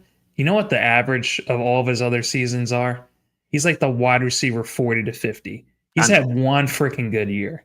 So people want to say, it's going to be Christian Kirk that's going to be in that role. We don't really know. It could be Higgins. It could be Noel. So for sure. But I'm not worried about him. I'm just saying that to say, if Christian Kirk isn't 100% healthy, I believe Higgins can have a bigger role. So I don't think that he's going to like cripple him to the point where I don't want him. But Higgins is a guy I definitely want. Collins is a guy I definitely want. And now they got Nick Chubb over there, who we thought, shout out to our Woody Mark shares. I don't know how far that's going to fall or how far that's going to rise, but damn it, if I want to be drafting him anymore. That's facts, especially in the third round of them. No. I think I'm good on Woody. But unless you're in a startup and you're not trying to win year one, I would not bother with Woody Marks. I'm with you. And I think a guy like Nick Chubb, to me, he has a lot to prove. He you know, those old guys that always come back from injuries. They want to show you that, hey, y'all. This guy's coming back from the dead. He's coming back, bro. And I think he's gonna show Joe Mixon, hey, I know you the one that's number one, but you better watch your back. So I think this whole offense is good. I just think Joe Mixon for me is going a little too high. And I always sleep on this offense. I'm gonna just say that. I love everybody on it. I just sleep on it as far as where they're being drafted and where they go in our drafts. I think, you know, Joe Mixon, when he played, he was like a top 6. He was RB. killing, bro. He was crazy. He was. So at RB22, that's a really cheap price. It is. No, it is. You're right. So on the board, it looks different though. I know I hear the number, but on the board, who like guys around 710. So who would you rather have going in the 710? Would you rather have? Let me pull it up real quick. And shout out lunch table legends. He said Cam Ward is offensive rookie of the year. Hey man, he should be the pick number 1. We gonna bet on it, but all right, this is really tough. Actually, I don't. There we go. See, and hold on. Shout out to Terminal. Terminal said thanks for the show. We appreciate you, Terminal. Everybody that's tapping in. But go ahead, Rock, cook it up, brother. Let me know what we got, man. These are all of our guys. So I really like Jameson Williams. I'd rather take him. I'd rather take Justin Fields. I'd rather take Matthew Golden, and I'd definitely rather take George Pickens, Tyreek Hill, Alvin Kamara. Saying. That's why I told you. That's why I said when you hear the number that he's listed, but when you look at the actual players going around him, I never take Joe Mixon. I always take everybody around him. You know what that means? It's just you get lots of picks in the 7th and 8th round. Man, there's a lot of depth. In these startups that are going on right now. So for sure. Okay. And for me personally, I like all the wide receivers. That's just my favorite position to draft from this team. 100%. All right. Let's go to the Colts. We got Taylor, RB9. He's going to the 406. We got Tyler Warren, the Barbarian. He's going to the tight end 4, the 602. Anthony Richardson is still going in the 9th round. He's the QB 27. Downs is the wide receiver 44. He's at the 911. And then Pittman is the wide receiver 49, the 1104.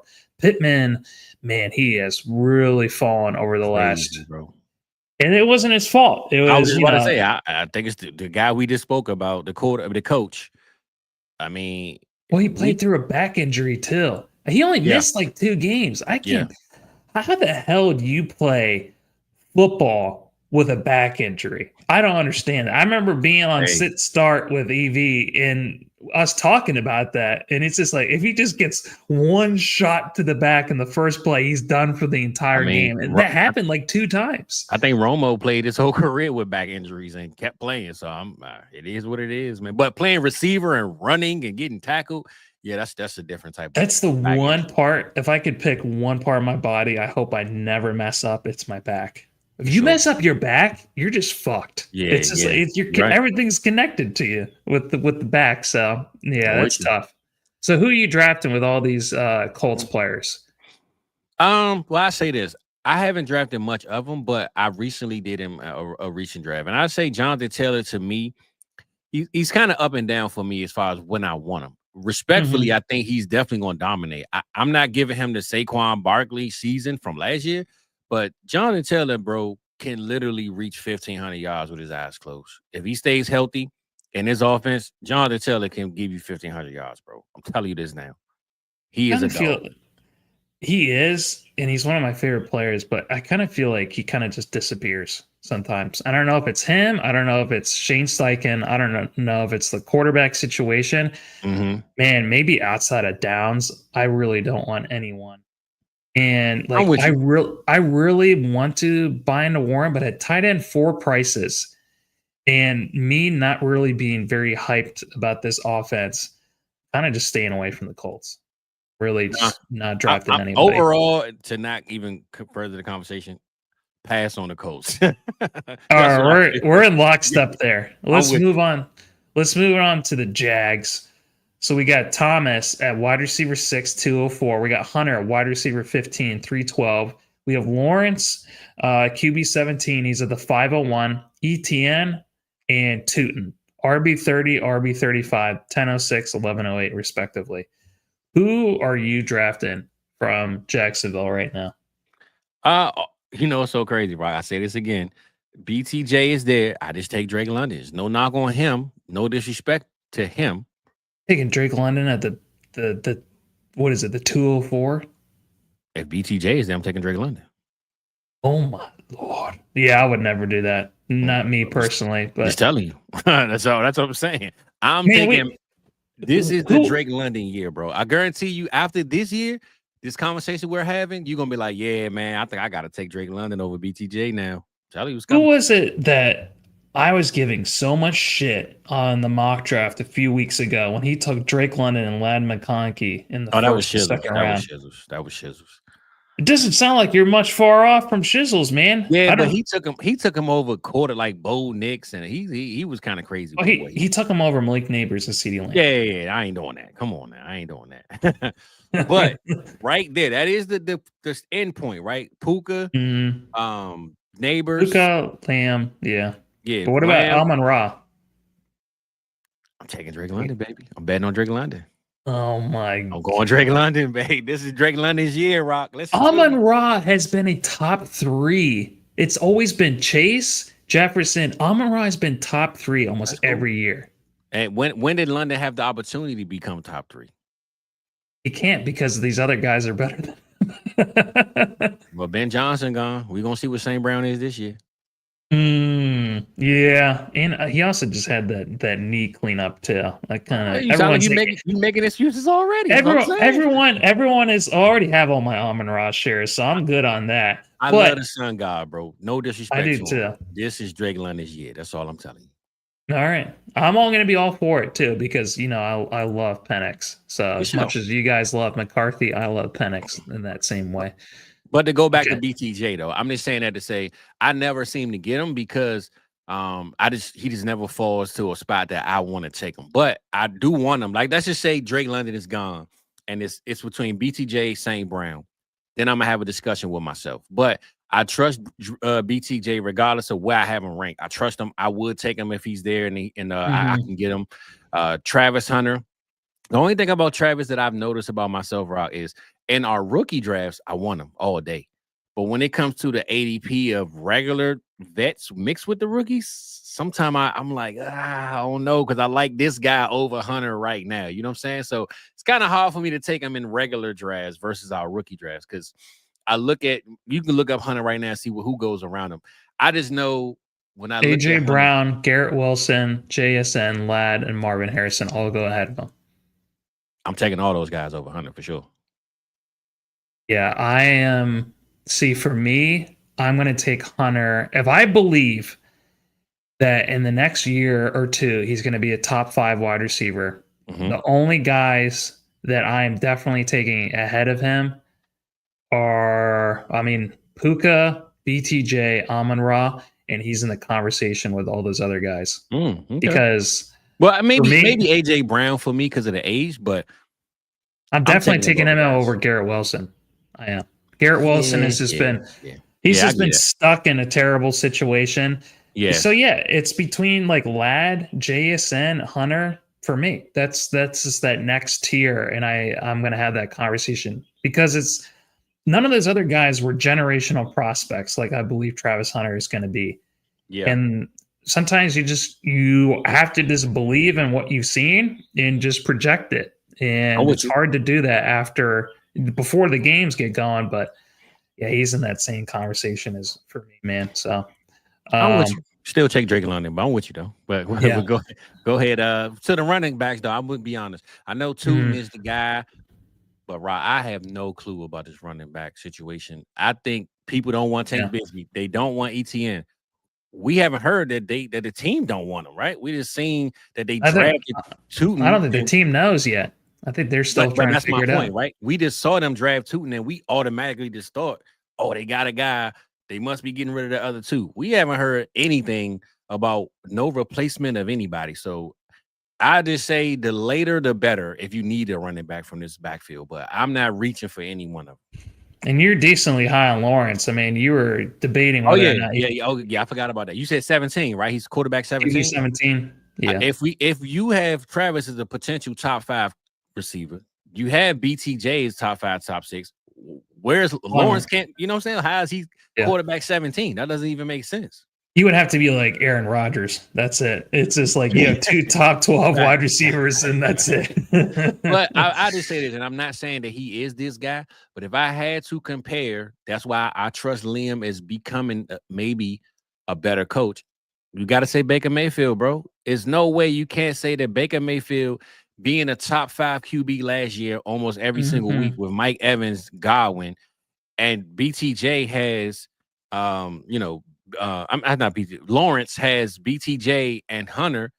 I mean, and the same coach, right? With the same guy calling plays. The formula is there. So I don't know how it equals up the wins in the NFL, but for numbers and fantasy scoring purposes, Trevor Lawrence, bro, can be a top 10 quarterback minimum at the end of this year. Minimum.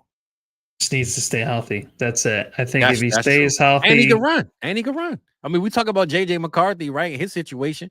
I love me some JJ, but Travis can run too, bro. He's not a statue. The hair is going to, the hair is shining, baby. So I feel like to me, we can put Travis in the top 10 at the end of this year if his 2 receivers are who we think they are. So yeah, I'm right there with you. I think for me, it's the wide receivers, and then I wouldn't mind getting in these other guys at their ADP. All right, let's finish it out with the Titans. Shout out ATM, man. He in the building. ATM, man. The screen is glitching, brother. Can't pull up the chat right now, but we appreciate you. We acknowledge you, big dog. Yep, the whole operation will come to a screeching halt if we try to do that. I can't show no love to the people, bro. It's hurting my heart, man. But go ahead, Rob. It's all good. All right, Cam Ward, QB 15, 407. Pollard, RB 33, 1102, and Ridley, wide receiver 52, 1112. That's it. That's the only 3 guys we got in the top 13 rounds for the Titans. For me, it's only Cam Ward. I'm gonna be honest, Rob. If we ever talking best ball, this is a best ball team at its finest, right? I don't trust nobody on any week. I don't trust Ward. I don't trust Pollard. I just hope and pray that they make it. That's all I'm gonna say. Like, we talking best ball, the Titans are the team for me that any week one of them could be at the best. I mean, the top or the lowest of their position. You know, it's kind of sad. We really loved getting Ridley in the 13th round of all these mocks. And now I'm like, man, I don't care about it anymore. Rob, same way how we love crazy. Ridley, no disrespect to him. Rashad Bateman can have a bigger week or more consistent weeks than really. You know what I'm saying? So I'm just saying that to say, and we hate Bateman. Bateman is going 2-3 rounds later. Hey, no one said we hate Bateman. I love us. Bateman. I'm saying the community as a whole. Oh, okay. Nobody cares about Rashad Bateman, but I'm saying he could literally score consistently more than Ridley. It's just Ridley being the number 1 on his team, having the name pedigree. We expect him to be better, but it's no guarantees that he is. So I'm just saying that to say, again, best ball, give me all the Titans, give me all the Browns, and we just roll with the punches. He's a good value version of Terry McLaurin for that offense. It's just like, that's what I imagine what that situation is going to look like, where Cam Ward's going to very heavily rely on Ridley going into his first year. So, and Pollard is probably the best value RB1 you can get. 100%. He is at the RB 33. He is the last stop on the train station. So if you don't have an RB1 yet, so okay, let's finish it off with AFC West, baby. Probably going to be the fireworks division of the AFC. 100%. And we talking fantasy. We talking real life. We talking commercials. We talking success, bro. The lights is shining bright in the AFC West right now, bro. Yeah. And I think it's even going to be hard to rank these coaches, to keep it 100 with you. Well, let's start off with Andy Reid. The Chiefs are projected 11.5 wins. Where are you putting them? I'm just going to put him behind John Harbaugh right there. Top 3 in the league for sure. Yeah. So let's put him there. Might be top 2, but top 3 for sure. For now, put him in the top 2. All right. Where are you putting the other Harbaugh brother? The Chargers are projected 9.5 wins, Fizz. Where are you putting Jim at? All he do is win, no matter what, man. Your boy playing top tier. He playing T-Pain everywhere he go, baby. So top tier for sure, no question. That bloodline is undefeated, man. I'm rolling with it. And I know you've already talked about this before. You put Peyton in your top 5 coaches still, 100%, right? Baby. Hey, look, my boy with Jordan 11s. That's my favorite Jordan. He is top 5, man, no matter what. So we rolling with it. Dang. So we already have some really good coaches now in this top tier. Broncos, by the way, 9.5 wins. And then where are you putting one of our favorite coaches? He's got the vibes down in Vegas. He's got the slot machine going. Slot machine. Pete Carroll. Yeah. Skill wise, he's not in the top tier, but I will say, as a motivational speaker, a guy I believe in, waking up every day, that a guy I know can get the engine going on any car that he wants to start up. I'm gonna definitely put him in that the top of the mid tier, bro. I gotta give it to him. And I ain't gonna lie, I'm changing my tune on this because I thought it was a joke of a signing. I ain't gonna lie to you. I thought they should have never signed Pete Carroll. But now that he's there and it seems like they believe in him, they're giving him all the tools for success with his the players. I believe he is where they need to be with coaching up these young guys and just motivate them, man, because it's always bigger than schemes and numbers, bro. You have to get your locker room to believe in you before anything. I just seen in practice the other day, he elbowed somebody when he was down there stretching. He jumped and elbowed him and she just landed on him. Like, Pete Carroll is a wild boy, man, but he can, like I said, you got 22, 21-year-olds. They don't want to feel like you're a drill sergeant and, I can't come to this guy when I got a problem in real life, let alone a problem with the playbook. I think Pete Carroll, bro, you can come to him and say, Coach, my baby diaper is in my trunk, man. I need you to go get it. And he'll go do it. You know what I'm saying? Like, I'm just coming up with something random, but I'm saying Pete Carroll will probably let you bring your kids there and he'll babysit them on the sideline, bro. That's just the type of guy he seems like he is. So I love Pete Carroll and everything that he got going on. He epitomizes something that's very important in my life, which is it's not just about how good you are at your job. It's your attitude while you do it. 100%. The best people in the world at their jobs are not stressed out with their jobs. They're able to take all the energy. You have so many people in their walk of life, whatever field that they operate in, and they're so focused, they're so cutthroat. And they're real assholes is basically what it takes in order for them to be great. Yep. The really best ones, they're able to be even better than those people and be relaxed the entire time.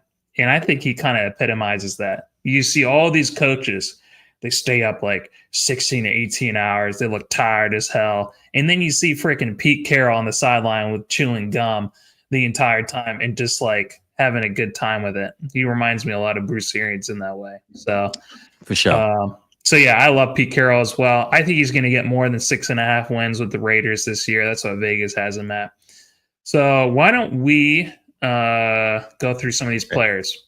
For sure. My boy, he said, man, Big Red is the best coach in the league. And he said, Rock, please no GOAT Mahomes slander today, man, because he said you always hating on Pat, man. So, man, I've never hated on Pat. All I've done is just give the stats. But me, personally, I love Patrick Mahomes. QB6. The 112 for Pat Mahomes. Rashee Rice is the wide receiver 17. He's going at the 408. Worthy is a few spots, 2 rounds behind him. He's going at the 601, wide receiver 21. Pacheco, RB 25, 902, and then Kelsey. Man, he is at the 1201, the tight end 16. I think pretty confidently every single player on this list should probably be going ahead. And it's hard for me to say with Rashee Rice, but he's picking up steam, bro. Rashee Rice right now, he's moving up. I think he's on KTC right now. He's moved up 11 spots. He's still, when I did this, because I did this like 2 weeks ago. Okay. But so I haven't looked at the latest on KTC. But when I did it at the time, he was our wide receiver at 17. He was the 47th overall player. Okay. So and I like between Worthy and Rice, I think you can go with either one. And I think with Worthy just going 2 rounds later, it's a better value. And if 100%. you're playing That's that AJ Brown, Devontae Smith thing I always bring up, bro. yeah. If you don't need to reach on the other guy unless you need to have him, don't reach for him. Wait for the other guy. Now, if you miss out on both, it is what it is. But Yeah. you can wait. And Pacheco, I think him and James Conner are probably like we talked about the last stop on the train with Tony Pollard as an RB1. Pacheco might be him and James Conner might be my favorite like back end RB1s that I'd be willing to get. The RB25, the 9th round, but nothing gets more egregious than Kelsey at the tight end 16. He had his worst season last year, and he was still a top freaking 6 tight end. So to think that he's going to regress another 10 more spots, this makes absolutely no sense whatsoever. But I think it's just because everyone knows it's going to be his last year, and these are all dynasty startups, and they don't care about getting somebody just for 1 year. They want more of that long-term value. So I think that's the only explanation I have for him going to tight end 16. But like you said already, bro, every single one of these players can move up. Like it's just wheels up for every one of these players. It's just what is Pat Mahomes going to do with this offense? And I believe, like I said all year, all offseason, this is steps up. The defense has been holding us down. But, Coach, it's time to get back to where we used to be and put the crown on, man. That's why I gave him the crown and the graphics. It's time for Pat Mahomes to get back to QB1 in fantasy, in dynasty, wherever you want to put it, man. So, yeah, I think both those guys that you have in the middle of that graphic are going to be on their revenge tour. So, 100%.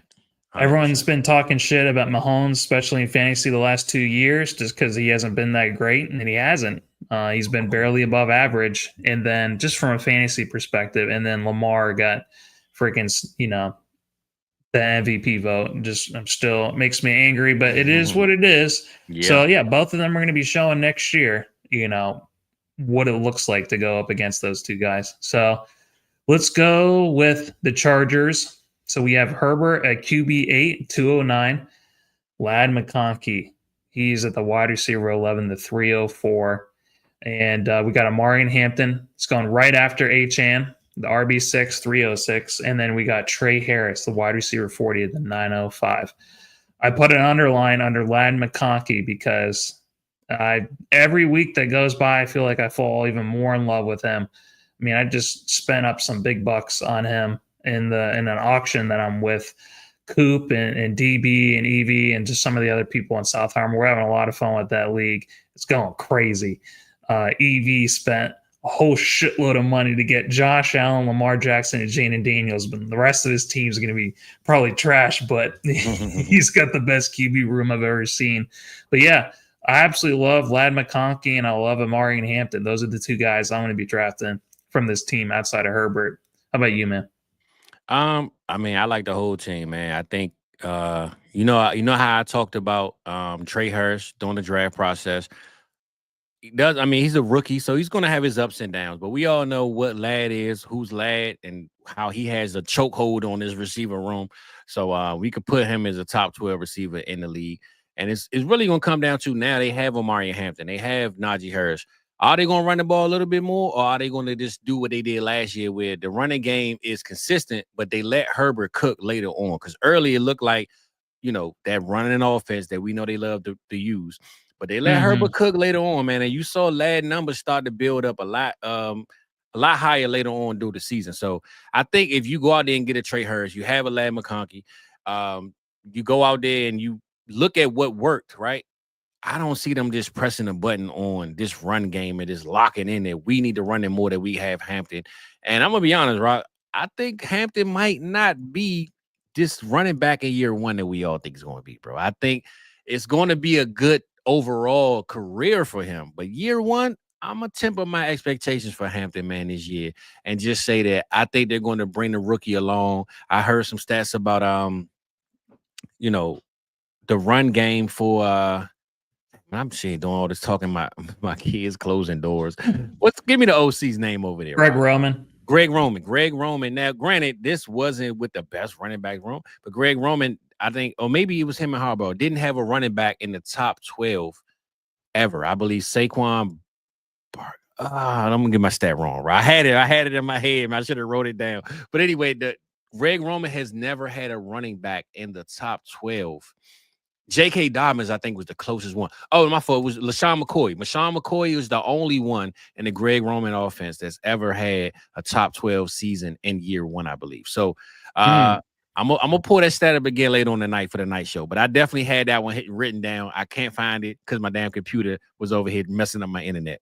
But long story short, you found it? Google. Yeah, this is the power of AI. LaShawn McCoy was 4th. Frank Gore was 10th in 2012, and Mark Ingram was a top 25 running back while he was in Baltimore. Do you remember that first year? Yeah. So he's had at least 2 top 12 and then another one in the top 20. And I think J.K. Dobbins was the RB24 last year. So yeah. But I'm saying that to say, it wasn't what we expected Omari Hampton to be as far as taking off and all of a sudden, oh yeah, I got Hampton, man. He's temper your expectations year one. That's all I'm pretty much saying with what I was presenting was now granted, we know Shady McCoy doesn't count. He's a whole different animal. But Omari Hampton may be better than a lot of those other guys that he coached. But I'm just saying year one, listen, if you didn't draft Hampton, continue and checking with the person that has him, and maybe they're getting tired of him because he's not giving them what they expected him to give them. Because that's my favorite thing to do is to let you draft him at your value and then wait till week 9 and 10 and say, hey man, he ain't doing what you thought, bro. Let me go ahead and let's make a trade, So let's make a trade today. No, I love the point that you're bringing up because he does love the backfield splits, like the Dobbins and Gus Edwards. Every stop that he's ever been at. And yeah, this is over an entire career, however long Greg Roman has been in the NFL, which has been like at least 20 years. To have 2 in like top 12 in the last 20 years. Yeah, so we definitely should temper expectations. Najee Harris has been a consistent RB top. Yeah, every year he's been like a top 12 RB. So I think it is. He had 1,000 yards every year, Rock. On a sorry team that couldn't do nothing. I mean, we hated him just because what we really hated, it was misdirected. What we really hated was the OCs that were in Pittsburgh. It wasn't him. But and we also really love Jaylen Warren too. At least I do. For sure. But no, I think with Hampton, because he is such a good pass catcher and he's so explosive, I'm still in on Hampton because just the chunk plays that he can get. So I'm super excited about that. When you asked earlier, what are the Chargers going to do? What's going to be their offensive identity? I think they're going to do whatever the hell they want to, Fizz, because they're going to be so dangerous on both sides of the ball, and they still have a top 5 defense, I think. So this is 9.5 wins. Like I think it should be. I don't think it's enough either, but it is a brutal division. I think that's the reason why they're only at 9.5 wins. But yeah, I'm excited for all these players, but I'm really excited for Ladd McConkey. He's at wide receiver 11 right now. I'm hoping that he gets into that next tier where he is firmly in the Drake London, Nico Collins, Amon-Ra, BTJ kind of tier. So I'm hoping that he breaks from it, bro. I think he's 1 year away from it. Yeah. So let's go with the Broncos at 9.5 wins. Bo Nix is at QB 11. Harvey is at RB 20. That's the 6'11. Sutton is the wide receiver 42. That's the 909 ADP. And Ingram, tight end 17, 1203 ADP. Who are your favorites from that group right there? Well, I see Lunch Table Legend said the Chargers top 5 defense is wild, Rock. So they ain't feeling that breakdown. Me personally, I think any team that John Harbaugh coaches, I'm gonna put top. That defense is going to be top tier, no matter where he shows up. So I wanted you to ask that question because I was going to look it up that stat because this guy doesn't believe me. Philadelphia was number 1 in points allowed, 18.1. You know, was right behind them. It was the Chargers at 18.5. There we go. It is wild. It's no shot. And you know what? That's my favorite thing to do on this show, Fizz, is to blow people's freaking minds with the real facts. So why don't we keep going though? What do you think of this Broncos offense? Are you getting everyone from this offense? You know what's so crazy, Rock? Cortland Sutton has been my number one like key player. I got like a star by his name. I seem to get this guy every single draft, every single Wide mock. receiver 42, man. It's That's crazy, bro. It's crazy. And I always seem to just have it right where I don't know if I'm reaching for him. I don't think I am, though. I just get him where I think he goes. I just seem to take him where maybe he could have filled 9 spots later. But I just take him when I know, like, all right, he ain't gonna make it back to me. Let me get him. So Cortland Sutton is definitely a key player for me to get. Of course, Bo Nix, who I haven't been taking a lot of shares of. I've been changing my tune on that, man. I think Bo Nix, we talked about the top 5 show a couple weeks ago. Bo Nix can be a top 5 quarterback in this league in fantasy at some point, bro. When we look at what Jaden Daniels did, we look at what Bo did. If you put their numbers beside each other on their rookie season, they're lockstep in every single category. I think Bo even outscored him in a lot of different categories. The difference was the offense leaned on Jaden Daniels in Washington a lot more than Bo because Bo just had a defense that was just crazy on his side. But to me, I think we sleeping on Bo. I think some people have him behind C.J. Stroud. I think he's above CJ to me. I think even when we go to Justin Herbert, right? We talk about Justin Herbert and where he is. I think Bo Nix can do what Herbert is doing. Once he gets a little bit of that, he get a little bit in his system, though, Rock. He got Sean Payton there coaching him, bro. Mm-hmm. I mean, there's no reason. Sky's the limit for Bo Nix is what I'm trying to say. And then we go to my boy, R.J. Harvey. And then they go sign my dog, J.K. Dobbins, man. It's like, bro, I want to play running back for the Broncos myself, man. Can you please sign me, coach? Because I just want to be in a locker room, man, and watch these two dudes cook. I still think RJ is in great rankings where he should be. I think JK is just there to help him, man. He's not there to take over the running back room. I just think having a guy like JK who wants to prove it, this is forget fantasy. We want to win games. You know what I'm saying? We're an NFL team. We're not a fantasy team. So I like the signing, love the signing, and I love both players. So wheels up for the Broncos, bro. For real. I love the Broncos. I never thought in my life I would ever say I love the Broncos, but I love the Broncos and what they got putting together, man. I love the Broncos for so many of the same reasons I also love the Chargers. Because you know who's ranked as far as the defense goes right after the Chargers and the Eagles? The Broncos. And the Broncos might move up to number 1. They got a defensive player of the year already on the team. Yeah. So they're number 3. So they have the same recipe they have going. They have a split backfield with 2 talented RBs in Denver. And they have better pass catchers now going into this year. So I really love what they're doing in Denver. And I love all these players. And Harvey at RB20 compared to Hampton at RB6. And that's too big of a gap for what I believe that Harvey is going to do this upcoming season. So I'm with you. So yeah, I'm pretty excited about that. And let's get to these Raiders, and then we'll get to your question, Legend. So the Raiders, Bowers is at tight end 1. He's the 108, Fizz. He's 108 in startups. But not too far behind him is Genty. He's at the 202. I think maybe outside of Chase and Burrow, this is like the closest stack we have of a single like teammates together. And they both 1 year 2 in, right? They ain't even veterans. Yeah. Well, that's the crazy thing is, so like 75%, I believe, of the top 48 players are guys in like they're only like their 4th year or less. Everyone in Dynasty loves all the younger guys, so that's what they go for. That sounded kind of weird. No, did he? Gino. hey, Rob, I'm gonna say this out loud, right? I wasn't gonna bring this up, but now that you said that, I'm retiring No Diddy from the show, bro. After hearing what's going on up in this trial, man, I don't want no parts of this dude name, man. He's a wild character. I have no more words. Why do you have to take it serious like that, I'm not man? a bad boy. I don't want to use baby oil ever again. I'm find some cocoa butter. It will do. Oh my God, is it that bad, Fizz? It's just like it's ruining. Oh my God. we gonna retire this one though, bro. This is the end of No Diddy's. Rest in peace to the No Diddy's, man. What's that? Because we fucking say weird. I know. We got to come up with a new one, man. No more Diddy, man. I'm over the Diddy. Oh my God. He is the diddler, and it's over with for me, man. This dude, he's on another level, man. But it is what it is, and we gonna move on. I just had to bring that up.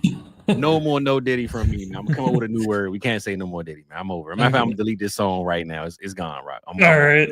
Okay. Go ahead, my brother. All right. I appreciate you wanting to make us better in this show. We don't want to. For sure. All right, we got Geno Smith, one of my favorite QBs. Man, he's the QB 32. That's some bullshit. He's the 1007. They got Shador in front of your boy, man. There we go. That's what I like to hear, man. It makes man. no damn sense whatsoever. The guy has had a top 12 season. He's perennially a top 24 quarterback. Man, you put him at the 32, and he's in a better situation. He's got Bowers. He's got Genty. He's got Pete Carroll. He's got Chip Kelly. Man, whatever. Fine. I'll be drafting Geno Smith. You got Jack Bash as the wide receiver 48, 10-12. He is going ahead of Jacoby Myers as the wide receiver 50, 11-06. So yeah, sleepers, man. These people they tripping, man. So we got Bowers and Genty. I think those are the easy ones. For sure. Mean, they're below the threshold as far as what we expect for wins for this team. But I'm still going to be drafting those two guys. What about Geno, Bash, and Jacoby Myers? Who do you like from those guys, if any? Well, I know Geno is your boy, so I'm gonna just leave him out of my conversation. But I will say Jacoby Myers is probably the most slept on receiver in the league, let alone in fantasy. He has a clear path to being the receiver one on his team. I know Jack Bash is ranked in front of him, but Jacoby Myers, man, all he does is catch the ball. I think last year he didn't drop the pass. He didn't drop any balls last year at all. He's just one of them dudes that just doesn't get respect, man. You know what I'm saying? So I think if you put him on the team right now, he's like the Amari Cooper in a sense of his offense. Amari Cooper, nobody wants him until he goes to a team and you're like, oh, well, I'm going to take him. You know what I'm saying? So Jacoby Myers, to me, I think who was that? Was it you, Rock, that compared him to somebody, or was it Mike? Somebody gave me a comparison for Jacoby. I don't really do player comps. Okay, no, it was Mike, and it wasn't Amari Cooper. It was Friday night show, and I think it was Jawan Jennings, maybe. Was it Jawan Jennings? It was somebody. I want to say it was somewhere in that realm of receiver, right? But I'm just saying that to say Jacoby has done enough to me to prove that he's capable of leading our offense in receiving yards at the receiver position. And when you got a guy that's a rookie, that's the next best thing behind him, who wasn't taken in the top 2-3, ain't like Jack Best was drafted to take Jacoby Myers' job. So I don't know what the holdup is or what the hate is on Jacoby, but man, if Jacoby is there and I don't have a guy around that range that I personally want for preference, I need Jacoby on my team, man, because he's the most slept on in every single draft that I watch that we are proud of on Tuesdays. Yeah, I completely agree with that. Yeah, I think with the upgraded quarterback situation, so Jacoby, he's been like a top 24 wide receiver the last 2 years, and that was with Devontae Adams. Nobody even knows it. Crazy. And he can operate both out of the slot and out of the X too. Like he has some versatility, for his game. So yeah, I think he's definitely, when we're talking about those 13th round, 12th round wide receivers, I think he's one of the easiest ones to click draft on. I'm going to say this about Jacoby, though, Rob. I think fantasy-wise, people don't respect him. But I guarantee you those coaches in the league, the moment that he's up for a contract or he doesn't get signed, he's going to get a contract that people going to be like, what the hell, Jacoby, get a contract like this? Because coaches know. The players and the fans might not love him, but the coaches know. And if Jacoby Myers doesn't, for whatever reason, re-sign with the Raiders, I don't know when his contract is up. I think it should be in the next year or so. Jacoby Myers, though, is one of those guys that a Sean Payton would love to have on his team. Those quiet those coaches that know ball, they love to have Jacoby Myers on their team, man. So shout out Jacoby, what I want to say. Awesome. So let's get to Legend's question. So he said that he traded away Hurts for Bo Nix and Breece Hall in Dynasty. The guy accepted it in 2 seconds later. and he got swindled. He got thinks he got swindled. So where are you on this trade? You rather have Hurts or the package? It's tough, bro. I don't think he got swindled lunch table. I ain't gonna lie to you. I think it's pretty close. I'm gonna say this. Brees Hall's name is being dragged in the mud right now, man. It's tough for me to say that Brees. My heart says Brees. But if I had to go with who I'm rolling with, I might take Hurts, bro. I'm not gonna lie to you. I might gotta take Hurts on this one. And I love me some Bo, but I think Hurts right now is a solidified top 4 quarterback. Mm-hmm. I'm rolling with Hurts. So for me personally, I don't think anyone got swindled. I think this is about as close to an even trade as you could possibly get in Dynasty, which is kind of hard to believe. Most people only want to get trades if they're getting that huge win, that lopsided win. So, but no, I actually like the Bo Nix and Brees Hall side because if I like believe, don't make me pick. Here's the thing. I don't want to be trading for Brees Hall just because he's been an asset that's just every year since he's been in the league, unfortunately, been slowly declining. Mm-hmm. And I don't usually like trading for those guys. But, Brees Hall, he's still very talented. He has RB1 overall, 100%. In his range of outcomes. And I do believe, we both believe that Bo Nix is only going to keep getting better. He's only going to keep getting better and better. But Hurts has been so consistently good too. So I like both sides of this, but if I had to pick one, if I have 0 shares of Bo Nix, I'm just gonna go with the Bo Nix side and just trade for that guy. So I just say this: if you made this trade with thoughts of flipping Hurts, you'll get more for Hurts than you would Bo and Brees later on. Oh yeah. If that was your way of just saying this, how I'll even out the playing field, I traded Bo and Brees for Hurts, but I'm gonna trade Hurts for double or something a little higher than that price of Bo and Brees. I believe that you can win the trade by just getting rid of all of them and just doubling your money all the way. But it's no swindle. I think this is about as fair as you're gonna get, bro, for Hurts. Mm-hmm. So I'm good with either side though. So I think that was a great show, Fizz. I think we went through each division. We actually went through a lot faster than I thought we were going to. And you know what? I had KTC. I was going to pull it up and put it on the screen, but it went out on us, and I didn't want to mess us up. But I'm glad we didn't have it because it helped us get through this. And I say we'll save this KTC rankings for the third show when we go through the drafting of it. Because now this kind of set the tone for what I know we're gonna do next week with the NFC. So we don't have to bring up the share screen for the KTC rankings. We'll bring that up on the third show. And I have, just so you know, Fizz, in all my notes, right next to the ADP, I have all the KTC rankings. So when we do it in 2 weeks, I'll make sure that that's all up to date, just in case we need a backup plan. We can't be sharing that screen. KTC comes and crashes our area. I'm gonna have it in order, bro. This is the first day my kids out of school, and it's just how it is, man. Everybody in here, everybody's up. If dad wasn't home, everybody be asleep. We know how that go, man. But they love me, and I ain't mad at them. But I just say with the KTC, I think what we'll do when we draft these Pro Bowl teams, we could just draft off of the site versus just people not seeing what's on the screen. So I do like that we didn't go into that and we stuck with our plan. I just wish we could have had all the show the people some love. Because that's why we here, man. We here to show the people, put their names up on the screens. They show their co-workers like, hey man, the guys put me on. I brought my graphics up late and put up all that damn work just to not bring it up. But we found it, we got it, and we good to go, brother. So I figured out the kinks and we know how we gonna work it, man. So all love, all good, but I appreciate you putting that all together.